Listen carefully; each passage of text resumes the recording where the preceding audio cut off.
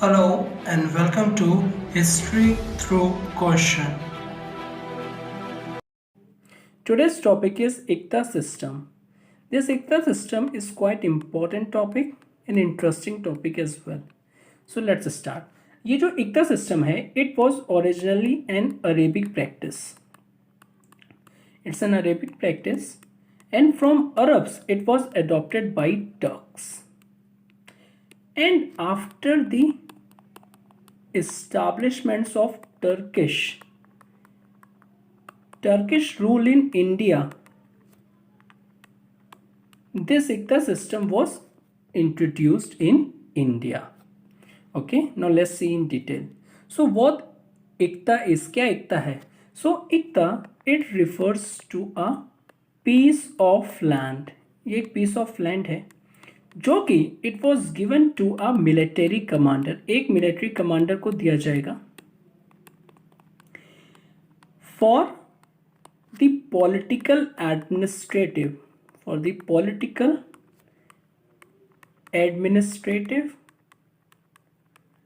along with the military purpose के लिए. Okay, सो ये जो है और ये जो लैंड दिया जाएगा, it was based on the promise. काहे का प्रॉमिस और काहे का believe?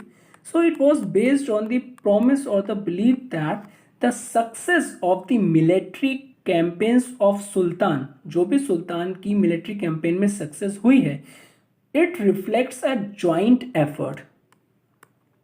Sultan success in military, so it reflects a joint effort, and therefore जो भी उस मिलिट्री कैंपेन से हमें प्रोसीड्स मिली या फिर उसके गेन्स मिले या फिर प्रोसीड मिली मिलिट्री कैंपेन्स में, should be shared by sultan वो शेयर करेगा with his military commander. So ये एक प्रॉमिस है. Okay, now Muhammad Ghori, who start first in India the ICTA system? It was the Muhammad Ghori. Muhammad Ghori was the first to introduce ICTA system, and it evolved during the different sultans of India. इसका जो evolution है और इसका जो transformation है, it changes with the changing of sultans. Okay, now जो head small is, अब जो इस ICTA है, ICTA are of two types, small and large. So जो स्मॉल ICTA है, इट वॉज रिफर्ड एज, जो उनको ICTA दिया जाएगा तो it was referred as the iqtadar, और जो head of the big ICTAs हैं और जो लार्ज ICTAs हैं उनको कहेंगे हम मुक्त और वली. नाउ ये जो स्टेटस है द मुक्ता और the wali was much higher in comparison to the iqtadar. So because these are the head of the larger ICTAs in comparison to the iqtidars, those are the head of the small ICTAs. Now let's see some essential features of the ICTA system. First of all, it's a political, administrative and military mechanism. कैसे? So because जो इक्तदार्स हैं, इक्तदार्स were supposed to perform a number of function for the state. और mainly उनसे ये expect किया जाता था ये पॉलिटिकल, एडमिनिस्ट्रेटिव और मिलिट्री मैकेनिज्म को संभालें. ओके, सो ये एक्सपेक्ट किया जाता था. सो जो इक्तदार होते हैं, ये suppose to perform these two important functions in an area where ICTA is given, जहां पे उनको ICTA दिया जाता था. ओके, अच्छा, ये जो ICTA है, it was like an province in the Delhi सल्तनत. और जो ICTA सिस्टम है, it represented the provincial along with the sub-provincial administration.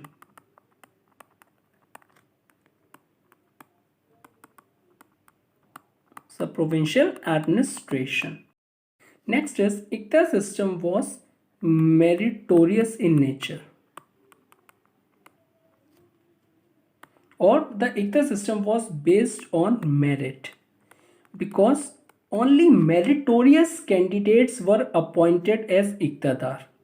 और ये जो मेरिटोरियस कैंडिडेट्स थे ये इवेलुएट किए जाते थे on the basis of their overall performance. जिन मिलिट्री कमांडर्स की परफॉर्मेंस बहुत अच्छी थी in comparison to the other military commanders, ये जो इक्तादार की जो पोस्ट थी सिर्फ और सिर्फ उन्हें दिया जाता था. So all the military commanders are not giving the iqtas, only those who are the able and the best और द बेस्ट परफॉर्मर और the meritorious candidates are given the iqtas. Next is, these ICTA system was centralized in nature. Centralized in the sense that all the appointments, जितने भी appointment होते थे इक्तास की post पे और इक्तेदार की पोस्ट पे, it was made directly by the सुल्तान. सुल्तान उनको डायरेक्ट करते थे. At the same time, इक्तादार जो थे, अब वो डायरेक्ट अपॉइंटमेंट है, due to which iqtadar were directly accountable to the sultan for all their functions. जो भी फंक्शन होता था उसके लिए वो डायरेक्टली अकाउंटेबल थे to the sultan. Next is, this system was based on the law of escheat. Law of escheat because after the death of iqtadar, एक कोई इक्तदार है और उसका डेथ हो गया,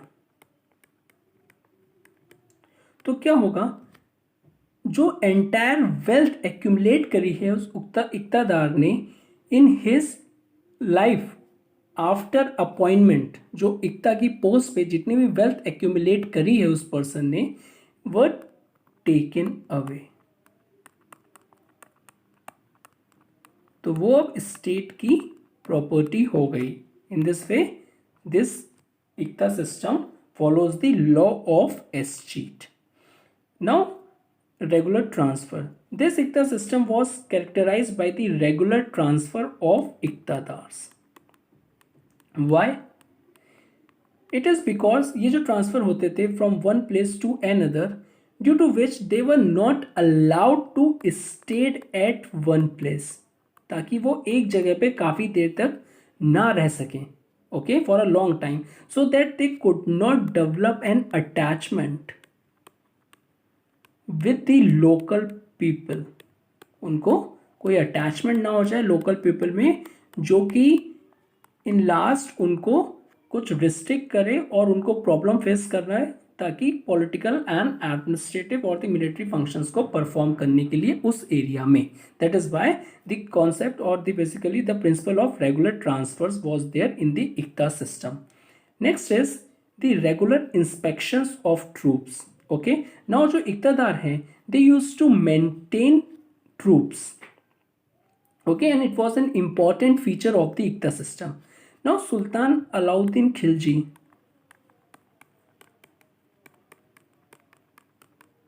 had introduced the practice of दाग, that is the branding of horse. जो भी स्टेट के लिए और जो मिलिट्री के लिए जो हॉर्सेस आते थे उन पे एक दाग और बेसिकली उसको एक ठप्पा लगा दिया जाता था, ताकि उसको मींस पहचान लिया जाए इन केस अगर कोई भी जो मिलिट्री कमांडर उसको सेल कर देता है या फिर कोई उसको चुरा लेता है, तो it can be easily identified. Because ये जो हॉर्सेस थे ये बहुत ही एक अच्छी ब्रांड के और बहुत ही कॉस्टली हॉर्सेस थे, okay, for the military purpose. That is why he introduce the concept of दाग. सेकेंड इज द हुलिया. हुलिया इन the sense that portray picture, तो दैट जो भी मिलिट्री में था, ठीक है, तो उसका एक रफ स्केच बना दिया जाता था, so that to eliminate the possibility of use proxy during the war time. अब वॉर, आप मिलिट्री कमांडर तो ड्यूरिंग द नॉर्मल टाइम में एक मिलिट्री कमांडर है और एक मिलिट्री आर्मी मैन है, ठीक है, लेकिन during the time of war उसने क्या किया, अपने एक स्लेव को भेज दिया. तो अब obviously ultimately it will effect the effectiveness of the army. Now let's see the evolution of ICTA system under various sultans. So first is the Iltutmish. Now जिसने इंडिया में फर्स्ट इंट्रोड्यूस किया था it was the Mohammad Ghori, लेकिन Iltutmish was the first of Delhi Sultanat to reorganize ICTA systems and he defined the duties and the responsibilities of the iqtadar. तो उन्होंने properly define करी duties along with the responsibilities. अब क्या क्या ये ड्यूटीज थी? नाउ ये जो इक्तादार है, they were asked to do, first is he used to look after the administrations of their own, जो भी एरिया एज ए इक्ता में उनको दिया जाता था। Second is they use to collect revenue, वो रेवेन्यू कलेक्ट करेंगे।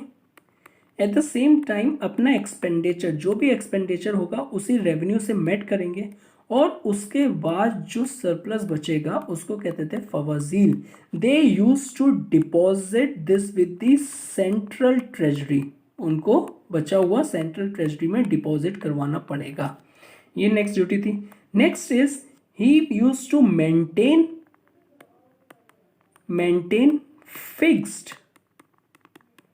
फिक्स्ड नंबर ऑफ ट्रूप्स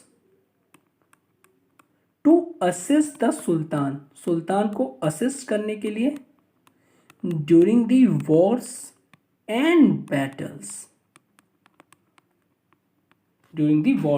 सो ये इल्तुतमिश के टाइम में duties and the responsibilities iqtadar को असाइन करी गई। Now let's see another is the sultan Balban. अब सुल्तान बलबन के में ये कैसे ट्रांसफॉर्म्ड हुआ और कैसे इवॉल्व हुआ। So sultan Balban emphasised on the greater central control,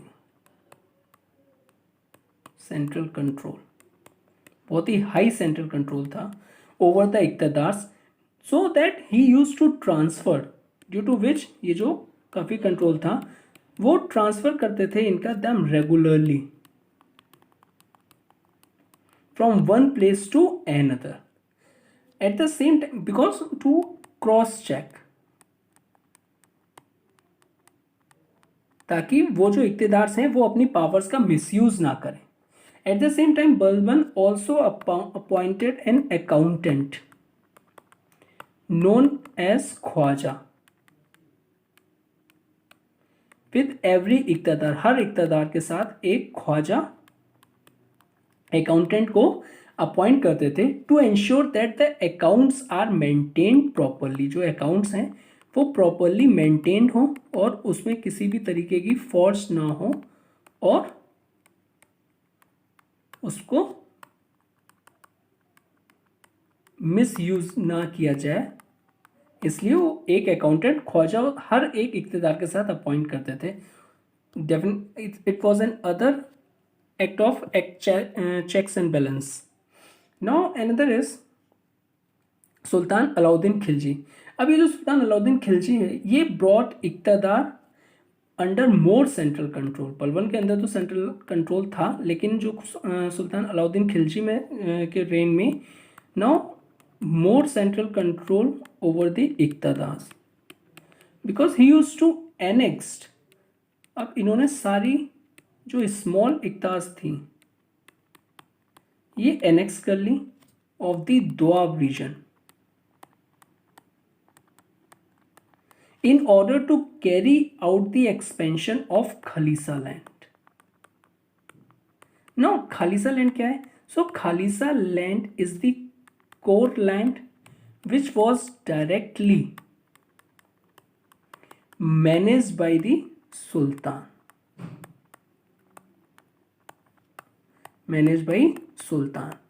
तो पहले क्या था, खलीसा और दी कोर लैंड कम थी, लेकिन अब with the passage of time iqtadars को ये पेरिफेरल एरिया में अपॉइंट किया गया था, ठीक है, एज ए इक्तदार। तो अब वाली भी लैंड इनकॉर्पोरेट कर ली गई खलीसा लैंड में, okay, and it was managed by the sultan directly. और ये दोआब रीजन का था, that means the fertile, more revenue. So ये जो प्रॉफिटेबल एंटरप्राइज था और इसमें काफ़ी ज़्यादा प्रॉफिट था, दैट इज़ द वाई सारी स्मॉल इक्ता जो दोआब रीजन में था उसको एनेक्स कर लिया गया, okay. Expansion of the Khalisa land हुआ। नाउ जो रेवेन्यू था, जो amount of the revenue demanded from the iqtadars, अब उनको क्या था, पहले उनको एक्सपेंडिचर अपना कर लेने के बाद जो भी फवाजील बचता था, now they used to deposit with the central authority. अब during the time of Alauddin Khilji क्या हुआ, जो रेवेन्यू अमाउंट था, जो इक़्तिदार से एक्सपेक्ट किया जाता था, दे used two means submit it with the central authority, अब उसको इंक्रीज कर दिया गया। ठीक है, कि अब आपको इंक्रीज अमाउंट यानी जो सरप्लस है और ज़्यादा वो सेंट्रल अथॉरिटी के साथ आपको शेयर करना है, और it increase regularly. Okay, to keep them under central pressure. अब वो सेंट्रल प्रेशर में रहेंगे, ड्यू टू विच वो अपनी ड्यूटीज अच्छे से मेंटेन कर पाएंगे। और दूसरा, अगर उनके पास ज़्यादा रिसोर्सेज हो गए तो माइट बी पॉसिबिलिटी दैट वो क्वेश्चन कर दें सुल्तान की authority. That is why to keep them under check, उन पर प्रेशर बनाने के लिए उनका जो रेवेन्यू अमाउंट है, फवाजील जो सरप्लस था, वो इंक्रीज करने लगे regularly. Okay, now he also created, that is the Alauddin Khilji also created a department known as Diwan e Mustakhraj to collect the arrears of revenue lying with the iqtidars.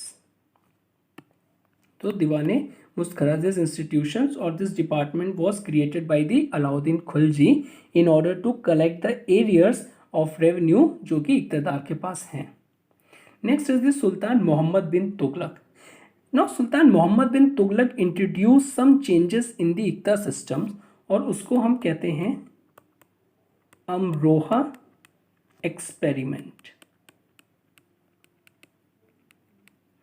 Because he order the iqtadars. अब उन्होंने क्या किया था, सुल्तान मोहम्मद बिन तुगलक ने, he order the iqtadar to deposit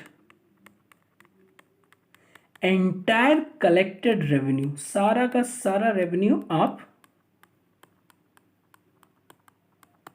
state के पास submit कर दो। Okay, revenue in the central treasury, and from here, ठीक है, जितना भी सरप्लस था, जितना भी रेवेन्यू आया था, आपने उसको सेंट्रल अथॉरिटी के साथ, सेंट्रल अथॉरिटी को और सेंट्रल ट्रेजरी को दे दिया, एंड फ्रॉम हेयर आपको एक सैलरी मिलेगी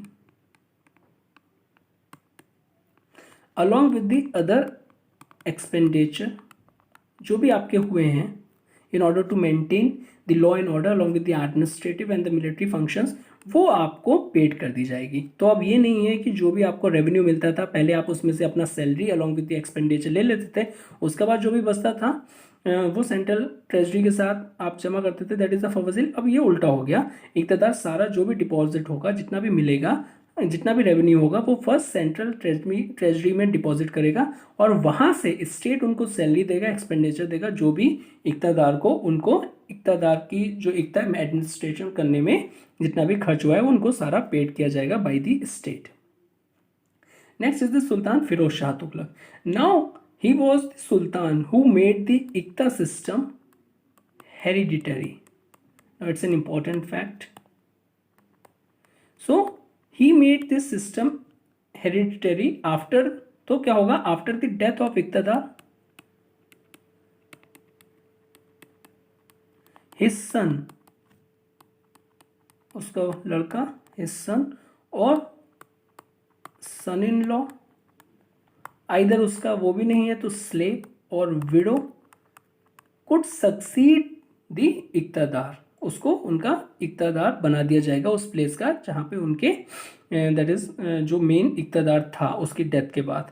सुल्तान Firoz Shah Tughlaq in order to he also introduced the step in order to reduce the burden of the revenue, because Mohammad bin Tughlaq ने क्या किया था, मोर सेंट्रलाइजेशन के लिए अब वो सैलरी और जितना भी एक्सपेंडिचर था वो देने लगे थे।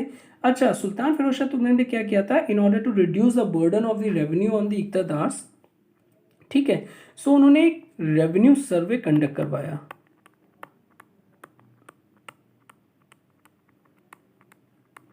और ये रेवेन्यू सर्वे किसने किया, ख्वाजा निजामुद्दीन, और जो अमाउंट है of the revenue coming from the iqtas was fixed. इस सर्वे पे एक इक्ता का जो भी रेवेन्यू अमाउंट है वो फिक्स कर दिया गया, और ये भी कहा गया कि इसके बाद डिमांड वॉज नॉट इंक्रीज, हम नहीं करेंगे आपसे डिमांड इंक्रीज नहीं करेंगे, जो कि पहले जो नॉर्म था। ठीक है, पहले क्या था, हम आपकी डिमांड इंक्रीज करेंगे। नो, अब फिरोज शाह तुगलक ने क्या किया, एक रेवेन्यू करवाया, उसके बेसिस पे एक तरह रेवेन्यू फिक्स कर दिया, और अब ये फर्दर डिमांड भी रेस नहीं होगी, आपको उसी के अकॉर्डिंगली देना है। No, Firoz Shah Tughlaq also stop receiving the पेशकश।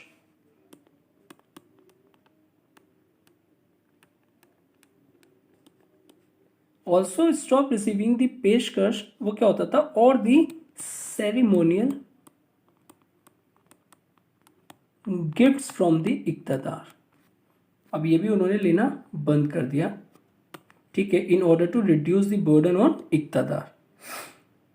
नाउ ड्यूरिंग लोधी पीरियड, जो ये फवाजील है, जो सरप्लस था, इसके नॉर्म्स और ईज कर दिए गए और ये अबॉलिश कर दिया गया। अब आपको इक्तदार को ये पेड नहीं करना है टू द सेंट्रल ट्रेजरी में। So iqtadar was allowed to retain, जो इक्तदार है अब वो सारा का सारा retain the entire collected revenue. And this change, अब ये जो चेंज आया, it was an expression of the Afghan theory of kinship, जो कि लोधीस बहुत ही रिलीजियसली फॉलो करते थे। We will discuss in detail when we do Lodhis chapter, in which, अच्छा ये जो in Afghan theory of kinship है, in which the sultan was considered first among the equal,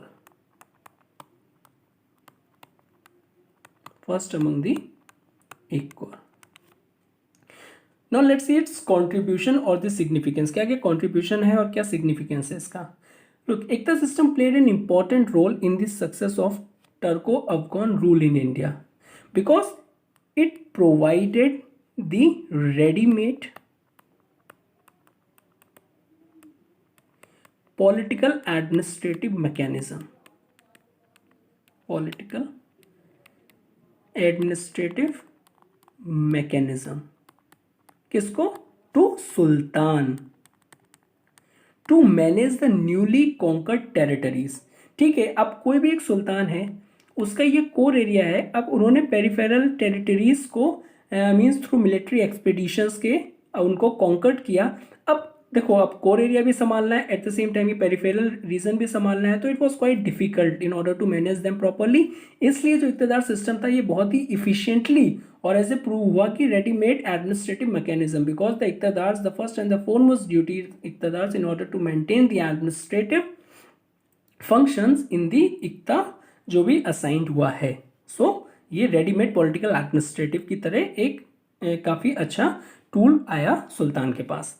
Second is the Sultan was not required to worry about the needs of administrations. Okay, now once the territory was allowed to इक्ता to a military commander, अब वो निश्चिंत है कि वहाँ का administration properly इक्तदार संभाल लेगा।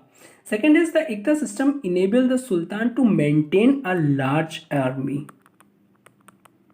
Sultan to maintain a large army. कैसे?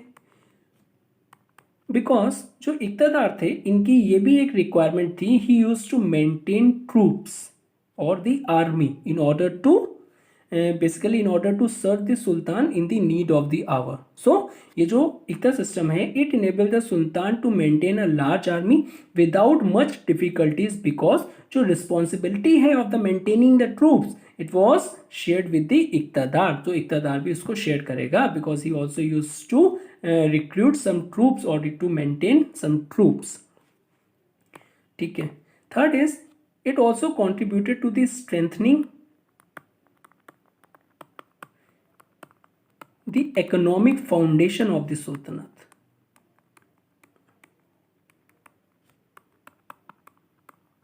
Economic foundation of the Sultanat, because जो इक्तदार है was suppose to collect revenue, उसको रेवेन्यू कलेक्ट करना है एंड डिपॉजिट एक्सेस और the fawazil in the central treasury. तो ये इकोनॉमिक फाउंडेशन और एक तरीके का स्ट्रेंथ करता था इकोनॉमी को ऑफ सुल्तान की। Now fourth one is iqta system rewarded the meritorious candidate. We will see इसको, ये जो इक्ता जो अपॉइंट किया जाता था ये सिर्फ मेरिटोरियस कैंडिडेट्स को ही अपॉइंट किया जाता था जिनका जो परफॉर्मेंस थी वो एक्स्ट्राऑर्डिनरी थी। ओके, बिकॉज अच्छा ये जो सिस्टम है it rewarded the meritorious candidate. अब क्या होगा, ठीक है, और ये जो हमें पता है कि ये जो इक्तदार अगर अलॉट किया जाता था इट वॉज एन क्या था, मीन्स एक तरीके का एक प्रिविलेज था और आपके पास काफ़ी ज़्यादा आप पावर्स एंजॉय करते थे, because you has to maintain a some area that some sort of semi autonomy भी था, ठीक है, आपको अपनी तरीके से मैनेज करना है वो area.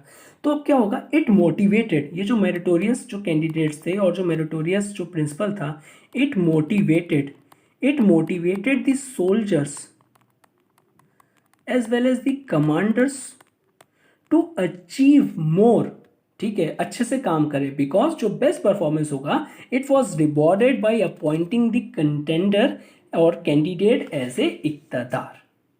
Next is iqta system contributed to the strengthening of centralized control. Strengthening of centralized control.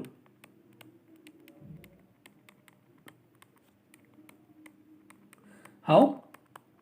So first of all, centralization control over the entire subcontinent, because जो इक्तदार था it was appointed by the sultan directly and they were accountable to him for their functioning. So in this way जो इक्ता systems help in strengthening the centralized control. Now the sixth is इक्ता system help sultan in carry out the territorial expansion. To help in carry out the territorial expansion, because जो इक्तदार्स थे they were suppose to organise military campaigns, उनको military campaigns भी organise करनी थी in their areas, in their peripheral areas. So in this way it's act as an tool in order to increase और basically to expand the territorial expansion of the Sultanate. Now, this Iqta system also helped in consolidation of Delhi Sultanate. कैसे? Because the Iqtadars were responsible for suppressing the revolts and rebellion in their territories, जो भी जो territories थी वहाँ पे, along with their neighbouring areas और the peripheral areas. Look, अब ये जो दैट इज ये जो टर्किश रूल है it was Muslim in nature, और जो यहाँ पे मोस्टली हिंदूज डोमिनेटेड रीजन था जो कि जो ये कॉन्कर्ड कर रहे थे मुस्लिम्स, ठीक है। सो फर्स्ट अब क्या हुआ, अब कहाँ पे एक इक्तदार गया, वो एरिया हिंदू का डोमिनेटेड है, तो वहाँ पे वो टैक्स लगा रहा है, वो टैक्स कर रहा है, एट द सेम टाइम्स उनकी जो पावर्स है वो भी कर्व कर रहा है, ठीक है। सो और ये टैक्स भी एक्सेस में था, कम नहीं था, अच्छा खासा टैक्स था, ड्यू टू विच तो हिंदूज और basically the non Muslim raise their banner of revolt against the iqtadars और द सुल्तान इन पर्टिकुलर। तो क्या होता था, इनकी ये भी इक्तदार की ये भी ड्यूटीज थी कि वो सप्रेस करें रिवोल्ट एंड रेवेलियन इनके टेरिटरीज में जहाँ पे इनको इक्ता असाइंड हुआ था, along with the peripheral regions में जहाँ पे भी ये रिवोल्ट एंड रेवेलियंस होते थे, आइदर वो किसी रेवेन्यू को देने के पर्पस हो या फिर किसी और पर्पस से, तो उनको वो भी सप्रेस करते थे। In this way iqta system help in the consolidation of Delhi Sultanat. Now next is this system also allowed the sultan to keep the capital free from the conspiracies. The capital free from conspiracies from the powerful nobles. अब ये जो powerful nobles हैं they will try to become more powerful, ठीक है, और वो इतने powerful होना चाहते थे, sometimes they try to challenge the authority of sultan. अब उनको कैसे देखा जाए, no he was such a ambitious nobles, ठीक है, तो उनको क्या किया जाता था, अपॉइंट कर दिया जाता था इन दी फार एरियाज, दूर के इलाके में उनको एकता दे दी जाती थी, ठीक है, तो आप वहाँ पे बिजी रहो in the act of expansion and consolidation, ठीक है, expansion in the sense that आपको टेरिटोरियल एक्सपेंशन करना है, मिलिट्री रेड्स करनी है in and around the region में, कंसोलिडेशन करना है, you have to suppress the revolts and rebellion जो भी हो रहे हैं। सो इन दिस वे आप अगर कैपिटल में रहोगे नहीं तो आप कैसे कॉन्स्पायर कर पाओगे स्टेट के खिलाफ। So in this way it helps, this system helps to the capital free from the conspiracies. अच्छा, ये तो सारे सिग्निफिकेंस थे और द कॉन्ट्रीब्यूशंस था और द पॉजिटिव पॉइंट्स थे इक़्तिदार के, but any systems are not free from the any limitations, there are some limitations as well. अब देखते हैं इक़्तिदार सिस्टम की क्या लिमिटेशंस हैं। First of all, iqtadar system was of great significance, हमने देख लिया, and it contributed immensely to the expansion as well as the consolidation of the Delhi Sultanat, but at the same time इसमें कुछ लिमिटेशंस भी थी that affected the sultan in general and the sultanate in particular negatively. Now let's see what are these. So first of all, ये जो इक्ता system था, it was, हमने देखा था, there are the various revolts and rebellions, ठीक है, कुछ को तो आप कब कर लोगे, कंसोलिडेट कर लोगे with the help of the iqtadars, but ये रेगुलरली जब होंगे तो definitely it will pose a challenge to the main authority of the Sultanat. तो रेकरिंग रिवॉल्ट होते थे, बिकॉज हमने देखा था कि ये जो लैंड में जहाँ पे जो कैप्चर करते थे और जो एक्सपेंशन करते थे, it's mostly an Hindu land, और उनके जो पूर्वजों की लैंड थी वो ले लेते थे। At the same time they used to collect the high revenue also, that is the why these recurring revolts and the rebellions came out, specially in those areas which was dominated by the non Muslims और the Hindus, ठीक है, okay. तो this iqta system was a cause of recurring revolts and rebellion, because जो powerful, ठीक है, ये जो थे, सॉरी आपका, हाँ, it was recurring revolts and the rebellion. ऐसे एक प्रॉब्लम्स और फेस करते थे। नाउ ये जो पावरफुल इक्तदार्स थे, they use to declare their independence whenever the weak saltanat set on the throne. So sometimes जो इक्तदार थे, दे बिकेम टू पावरफुल, जो भी उनके रिसोर्सेज मिलते थे उससे वो और पावरफुल, और अपनी आर्मी मेंटेन करके वो इतने पावरफुल हो जाते थे। सो एज एंड व्हेन कहीं भी कभी भी जब सेंट्रल अथॉरिटी का सेंट्रल अथॉरिटी वीक हुआ तो वो क्या करते थे, वो सेमी इंडिपेंडेंस तो थे ही, because they used to maintain their own affair, they used to run their own affairs, तभी वो सेमी इंडिपेंडेंस से और ऑटोनॉमी से अपनी फुल इंडिपेंडेंस डिक्लेयर कर देते थे। सो इन दिस वे ये चैलेंज करते थे, क्वेश्चन करते थे सुल्तान की अथॉरिटी को directly. Now third is, now iqta systems also evolve the fragmentations of authority, fragmentation of authority, fragmentations of authority between whom, between the sultan and iqtadar, and this also caused troubles repeatedly because iqtadar used to participate in the succession disputes either directly or indirectly. So in this way it evolved the fragmentations of authority. Now fourth one is, when Iqta system was declared hereditary by which sultan, it was a Firoz Shah Tughlaq. So जब Firoz Shah Tughlaq sir ने तुगलकी फरमान जारी करके इसको hereditary कर दिया, अब क्या हुआ, सो भाई साहब it become a destructive institution. क्यों? और ये जो डिस्ट्रक्टिव इंस्टीट्यूशन था, अब ये क्या करेगा, it will impact the strength and effectiveness of the central authority, severely effect करेगा, बिकॉज जो इक्तदार हैं it became very powerful, okay, और वो डायरेक्टली चैलेंज करने लगे अथॉरिटी को, मीन्स दिल्ली सल्तनत की अथॉरिटी को। ना हमने देखा था under Lodhis the iqta system was a source of much more trouble because अब क्या हुआ था अंडर लोधीज में, लोधीज ने क्या किया था, जो भी रेवेन्यू था, एंटायर रेवेन्यू, अब वो कुछ भी नहीं लेते थे ना, दे यूज टू मीन्स जो रेवेन्यू था वो सारा का सारा इक्तेदार के पास ही रहता था, ठीक है, उसको कुछ भी देना नहीं पड़ता था। Iqtadars were allowed to retain the entire revenue collected from their territory. So अब क्या हुआ, जब उसके पास एंटायर रेवेन्यू रहेगा तो उसके पास ह्यूज फाइनेंशियल रिसोर्सेज आ जाएंगे। अब फाइनेंशियल रिसोर्स आ जाएंगे तो उसके पास मिलिट्री रिसोर्सेज भी आराम से वो गेन कर लेगा और अचीव कर लेगा, ठीक है, due to which the nobles, ठीक है, एट द डिस्पोजल हो जाएगा, due to which these nobles started equating them with the sultan. अब मुझे, ठीक है, मेरे पास रिसोर्सेज भी है, मैं डिपेंडेंट तो हूँ नहीं आपके ऊपर ना किसी भी चीज़ के लिए, ना इधर कोई ऑब्लिगेशन है आई use to pay some sort of revenue to you. अब सारा का सारा रेवेन्यू मेरा है, ठीक है, मैंने, मेरी पावर बढ़ रही है, ह्यूज फाइनेंशियल रिसोर्सेज भी है मेरे पास मिलिट्री रिसोर्सेज भी हैं। So in that way it directly questioned और challenges the authority of sultans, ठीक है। सो बिकॉज क्योंकि जो लोधीज थे they believe in the concept of kinship, they believe in the concept of kinship, और जो सुल्तान था in which the consider the first among the equals and these Afghans noble conspired with the enemies, ठीक है, और यही reason था जो ये अफगान नोबल्स थे, Afghan nobles conspired with the